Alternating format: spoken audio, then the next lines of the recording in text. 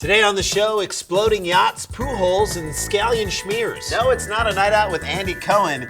It's the one and only Tweekly News, and it starts right now.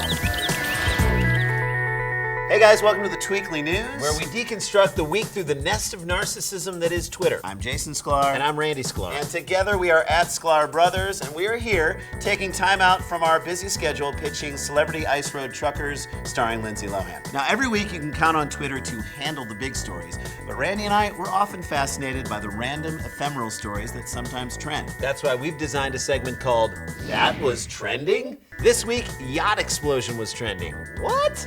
1010 Winds tweeted, breaking, Coast Guard is responding to a yacht explosion reported off Sandy Hook, New Jersey. Now, when I heard about a yacht explosion in the tri-state area, my first thought was, oh my God, I hope Donald Trump is not okay. But Twitter hastily corrected itself and new tweets came out revealing that it was a hoax. The New York Post tweeted, listen to the hoax call to the coasties. Yacht explosion hoax cost taxpayers $88,000. Come on, America. We should know by now. You can't trust an a-hole with a yacht. A-hole, a-hole, and a-hole. Now, believe it or not, everything people type hastily on their smartphones, not that smart. It's time to relearn. If you didn't learn this during our premiere, it's time for you to relearn that we're sponsored by X. And just like how X helps people relearn life without cigarettes with its free quit plan, we learned this week that NPR needs to relearn how to spell. NPR tweeted, immigrant advocates, Obama's deportation politicos have failed. It was actually, Randy, a fail on two levels. It was. It was not just misspelled in the tweet, they linked to the article on their website with the same misspelling. Come on, NPR, you're supposed to be the gold standard in dependable journalism. And tote bag pimping. I'd expect that kind of garbage from John King on CNN. Easy, Jay, easy. I just read a tweet that his show got canceled this week.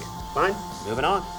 And this happened less than 2 weeks after the 2012 National Spelling Bee title was won by Snigdha Nandapati. Good luck getting that embroidered correctly on a wait, don't tell me avocado satchel. Now, speaking of bees, this week ESPN dug into their vaults to rebroadcast past spelling bees, and Twitter was all over it.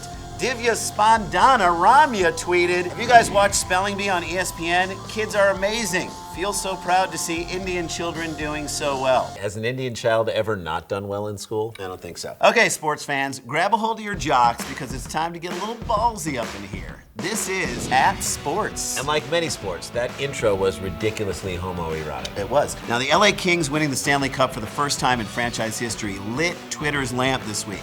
And it inspired a winning tweet from Angels star Albert Pujols. Now, before we get to Pujols, I have to say I love it when athletes tweet. Me too. Because you never know what you're going to get. A little light racism. The occasional gays shouldn't marry. Or just epic nonsense. Let's see what Pujols tweeted.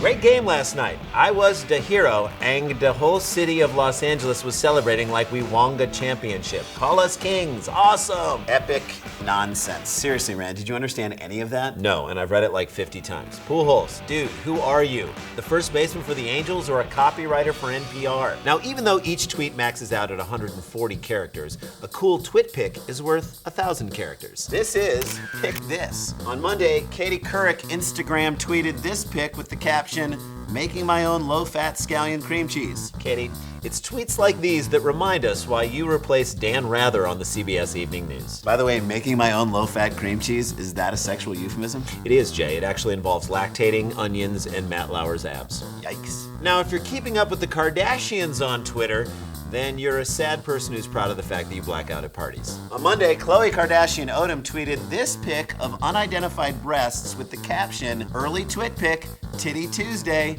Guess whose knockers these belong to? Phil Mickelson? 4! Actually, there's just 2. 2 oversized man boobs. Now, before we log off, it's time for our end of show tweets to retweet. That's right. It's where we highlight tweets from people we follow who we think you should follow too.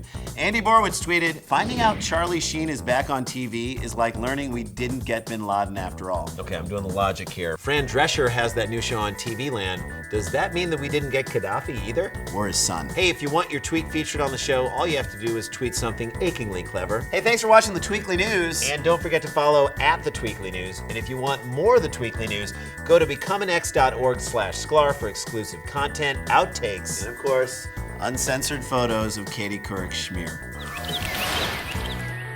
ESPN dug into the vaults to read Fucking terrible. Really, you're gonna blow my line right above that?